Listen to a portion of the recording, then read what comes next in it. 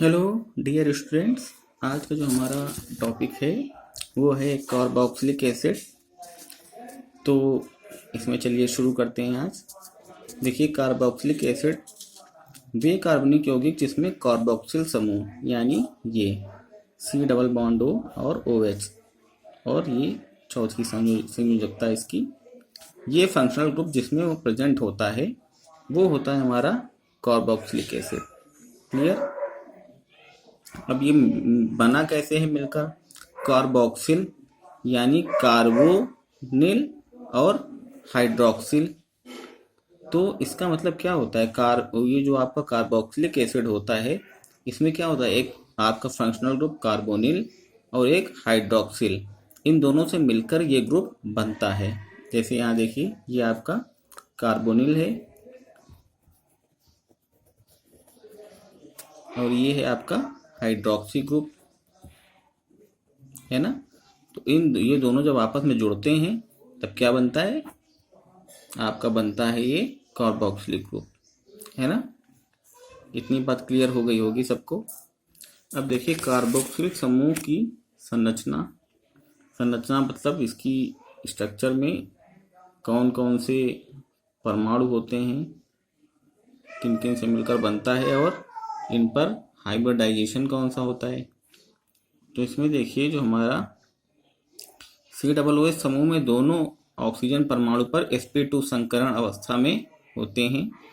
Carbon परमाणु sp2 युक्त तथा मेथिल ग्रुप sp3 संकरित होता है।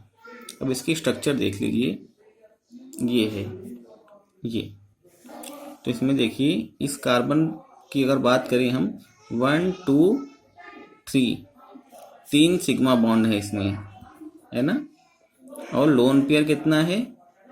कुछ नहीं है। तो संकरण का प्रकार कैसे निकालते हैं? सिग्मा बंधों की संख्या plus lone pair of electron, यानी ये संकरण का नंबर आया 3। अब 3 में कौन सा हाइब्रिडाइजेशन हो सकता है? sp2। ऑक्सीजन का देख लीजिए, जैसे इस वाले की बात करिए तो 1 2 सॉरी ऑक्सीजन की बात कर रहे हैं तो एक सिग्मा आपको यहाँ से मिला। उसके बाद लोन पेयर इस पर कितने होंगे? ऑक्सीजन के आउटर मोस्ट शेल में 6 इलेक्ट्रॉन होते हैं, तो कितने लोन पेयर होंगे? यहाँ पर आई थिंक 2 लोन पेयर होने चाहिए, है ना। तो एक सिग्मा और 2 लोन पेयर, 3 आ गया। 3 मतलब sp2, है ना। अब मिथाइल ग्रुप है, सपोज करिए यहाँ कोई R लगा हुआ है, कोई एल्किल ग्रुप, तो क्या हो गया? CH3 समझ लीजिए, या C2H5 समझ लीजिए उसको, CH3। तो 3 ये हो गए और चौथी ये वैलेंसी इसकी। तो यहाँ पर कितने हो गए? sp3, क्योंकि नंबर आ गया 4, है ना। तो ये तीनों चीज़ें क्लियर हो गई होंगी आप लोगों को। ये नीचे मैंने बताया हुआ है इस तरह से। ऑक्सीजन परमाणु पर number of sigma bond plus lone pair, है ना। तो ये देखिए, इस वाले की बात कर रहे थे। फिर कार्बन परमाणु पर 3 + 0, फिर मेथिल पर 4 नंबर आया तो sp3, है ना। इस तरह से आपको इतनी चीज क्लियर हो गई होगी। अब देखिए, कार्बोक्सिलिक अम्ल का वर्गीकरण, यानी कि इनको कार्बोक्सिलिक एसिड को कितने भागों में बांटा जा सकता है। तो इसमें देखिए, पहला है एलिफैटिक कार्बोक्सिलिक एसिड, है ना। पहला क्या है? एलिफैटिक कार्बोक्सिलिक अम्ल। अब ये एलिफैटिक आपको पता होगा, जो मतलब हमारी ओपन स्ट्रक्चर रहती हैं चेन टाइप की, वो हमारी होती हैं एलिफैटिक, है ना। तो इसमें देखिए क्या है, जब कार्बोक्सिलिक समूह का एक एल्किल ग्रुप या हाइड्रोजन परमाणु से जुड़ता है, एलिफैटिक कार्बोक्सिलिक अम्ल कहते हैं उसको, है ना। जब कोई कार्बोक्सिल समूह या तो किसी एक एल्किल ग्रुप से जुड़े और या किसी एक हाइड्रोजन परमाणु से जुड़े, तब हम उसे क्या कहते हैं, तब हम उसे कहते हैं कि ये कैसा है, एलिफैटिक कार्बोक्सिलिक एसिड है। जैसे ये देखिए, ये हमारा फॉर्मिक एसिड है HCOOH। फिर दूसरा हमारा है CH3COOH, इसको हम कहते हैं एसिटिक एसिड। और तीसरा ये हमारा जो है, इसको हम कहते हैं क्या, प्रोपेनोइक एसिड, है ना। इसको क्या कहते हैं, देखिए 1 2 3, प्रोपेनोइक एसिड कहते हैं इसको। क्लियर। तो इस तरह से आप लोगों को पता होगा कि इनके नाम हम बता सकते हैं। तो दूसरा जो है वो है एरोमेटिक कार्बोक्सिलिक एसिड। इसमें देखिए, जब कार्बोक्सिलिक समूह एरिल समूह से संलग्न होता है तब इन्हें एरोमेटिक कार्बोक्सिलिक अम्ल कहा जाता है। इसमें देखिए, जैसे हमारा ओइक एसिड है COOH, तो इसको हम क्या कहेंगे, इसको हम बेंजीन के ऊपर ओइक एसिड लगा है तो इसको हम कहेंगे बेंजोइक एसिड। उसके बाद CH3 और दूसरे ग्रुप पर लगा है COOH, है ना। तो इसको हम क्या कहेंगे, देखिए जब हमारी दो पोजीशन बैक टू बैक कोई ग्रुप अटैच होते हैं तो उसको कहते हैं आर्थो पोजीशन। उसके बाद तो ये हमारा क्या हो गया, इसको हम कहेंगे आर्थोटालुइक एसिड, है ना, आर्थोटालुइक एसिड। आर्थो किस लिए, क्योंकि ये ग्रुप हमारे बैक टू बैक लगे हुए हैं, मतलब कि बीच में कोई गैप नहीं है इनके। फिर यहाँ देखिए CH2COOH लगा है हमारा बेंजीन रिंग के ऊपर, तो रिंग तो हो गई हमारी फेनिल, है ना। उसके बाद एसिटिक एसिड, क्योंकि एसिटिक एसिड का डेरिवेटिव है ना, तो ये फिनाइल एसिटिक एसिड। अब देखिए, कार्बोक्सिलिक समूह की संख्या के आधार पर इन्हें पुनः निम्न भागों में बांटा जा सकता है ना। अब कार्बोक्सिलिक समूह की संख्या के आधार पर इन्हें पुनः कितने भागों में, निम्न भागों में हम फिर बांट सकते हैं, जिसमें पहला है आपका मोनोकार्बोक्सिलिक एसिड। मोनोकार्बोक्सिलिक एसिड क्या है, इनमें केवल एक COOH ग्रुप उपस्थित होता है ना, यानी कि केवल एक कार्बोक्सिलिक ग्रुप प्रेजेंट होता है इसमें, है ना। क्यों, केवल एक ही कार्बोक्सिलिक ग्रुप तो दिख रहा है सभी में। तो ये क्या है, ये है हमारा एसिटिक एसिड, है ना। इसको क्या बोलेंगे, ये है एसिटिक एसिड, है ना। स्ट्रक्चर इसकी चाहे खोल के एक बार देख लीजिए, ये तीनों ये H हो गए और यहाँ CH3 हो गया। अब हम बात करेंगे किसकी, COOH की। ये स्ट्रक्चर है एसिटिक एसिड की, है ना। उसके बाद ये देखिए, बेंजीन रिंग के ऊपर क्या लगा हुआ है, बेंजीन रिंग के ऊपर लगा हुआ है COOH ग्रुप। तो ये क्या है, इसको कहते हैं बेंजीन और ओइक, यानी बेंजोइक एसिड। क्या, बेंजोइक एसिड, है ना, ये हो गया बेंजोइक एसिड। इसके बाद देखिए, बेंजोइक एसिड के बाद ये दो ग्रुप लगे हुए हैं। अब देखिए, ये एक पोजीशन छोड़कर लगा हुआ है, तो ये मेटा पोजीशन पर लगा हुआ है नाइट्रो, है ना।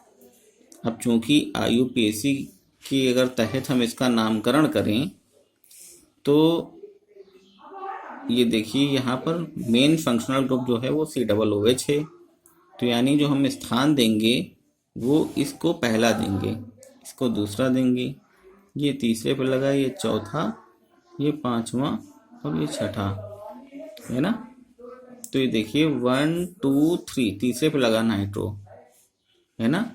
तो इसको क्या लिख सकते हैं हम, 3 नाइट्रो अगर लिखना चाहें, 3 नाइट्रो और बेंजोइक एसिड लिख दीजिए, 3 नाइट्रो और बेंजोइक एसिड, है ना।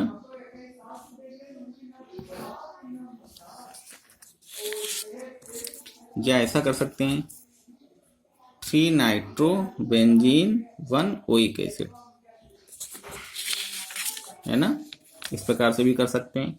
अगला देखिए, अगला कह रहे हैं di carboxylic acid. Di carboxylic मतलब वे कार्बोक्सिलिक अम्ल जिनके अणु में 2 कार्बोनिल समूह प्रेजेंट हों, उनको हम कहते हैं डाई कार्बोक्सिलिक एसिड। जैसे पहला वाला है COOH, इसको हम COOH का क्या कर सकते हैं, COOH का हम होल ट्वाइस भी कर सकते हैं। तो ये हमारा क्या है, इसका नाम है ऑक्जेलिक एसिड। क्या नाम है इसका, इसका नाम है ऑक्जेलिक एसिड, है ना। क्या नाम इसका, ऑक्जेलिक एसिड। फिर यहाँ देखिए दूसरे में CH2COOH, है ना। तो ये क्या है, इसको कहते हैं हम सक्सीनिक एसिड, है ना। इसका क्या नाम है, सक्सीनिक एसिड, है ना। इस तरह से अगला देखिए, ये है COOH हमारा पहली पोजीशन पर लगा है और तीसरे पे लगा है, तो इसको हम कहते हैं isophthalic acid. Isophthalic acid, P से स्टार्ट है लेकिन पी साइलेंट रहता है, तो थैलिक एसिड। फिर COOH और COOH दोनों हमारे ये क्या है, ध्यान से देखिए।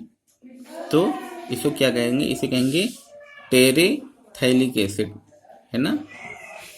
क्या कहेंगे, टेरेथैलिक एसिड, या कह लीजिए इसको तृतीयक थैलिक एसिड। फिर ट्राई कार्बोक्सिलिक एसिड। अब ये ट्राई कार्बोक्सिलिक एसिड क्या होता है भाई, वे अम्ल जिनके अणु में 3 कार्बोक्सिलिक ग्रुप पाए जाते हैं। वे अम्ल जिनके एक अणु में 3 कार्बोक्सिलिक ग्रुप प्रेजेंट होते हैं, उनको हम क्या कहते हैं, ट्राई कार्बोक्सिलिक एसिड, है ना। क्या बोलते हैं, ट्राई कार्बोक्सिलिक एसिड। अब जैसे कि यहाँ देखिए कह रहे हैं CH2COOH, CHCOOH, CH2COOH, है ना।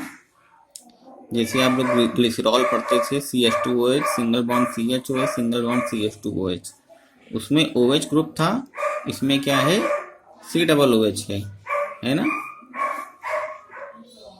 अब इसको क्या कहेंगे, जैसे इसको तो आप ट्राई कार्बोलिक एसिड है ना। ये इसके साधारण नाम है, जनरल भाषा में हम इनको कहते हैं, ये यूजलेस निरर्थक पद्धति है, लेकिन हमें पता होनी चाहिए। IUPAC आगे वीडियो में सबकी आपको IUPAC नेम भी बताते चलूँगे। तो ये साधारण नाम है भी आपके CH2COOH, CCOOH और CH2COOH। ये है हमारा साइट्रिक एसिड, है ना। क्या है, साइट्रिक एसिड।